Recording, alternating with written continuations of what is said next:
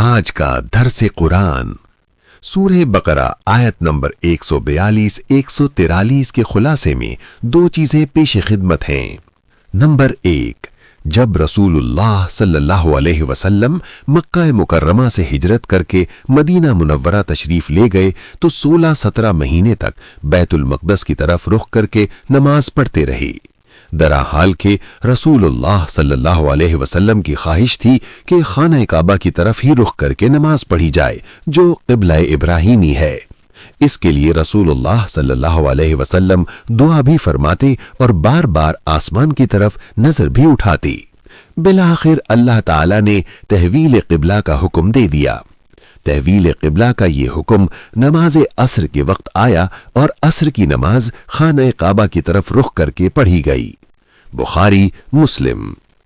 Number 2، بعض صحابہ رضی اللہ عنہم کے ذہن میں یہ اشکال پیدا ہوا کہ جو صحابہ رضی اللہ عنہم بیت المقدس کی طرف رخ کر کے نماز پڑھنے کے زمانے میں فوت ہو چکے تھے یا ہم جتنے عرصے اس طرف رخ کر کے نماز پڑھتے رہے ہیں یہ ضائع ہو گئیں یا شاید ان کا ثواب نہیں ملے گا۔ اللہ تعالی نے فرمایا یہ نمازیں ضائع نہیں ہوں گی، تمہیں پورا ثواب ملے گا۔ یہاں نماز کو ایمان سے تعبیر کر کے یہ بھی واضح کر دیا کہ نماز کے بغیر ایمان کی کوئی حیثیت نہیں۔ ایمان تبھی معتبر ہے جب نماز اور دیگر احکام الہی کی پابندی ہوگی۔ بخاری مسلم۔ آپ کا فائدہ۔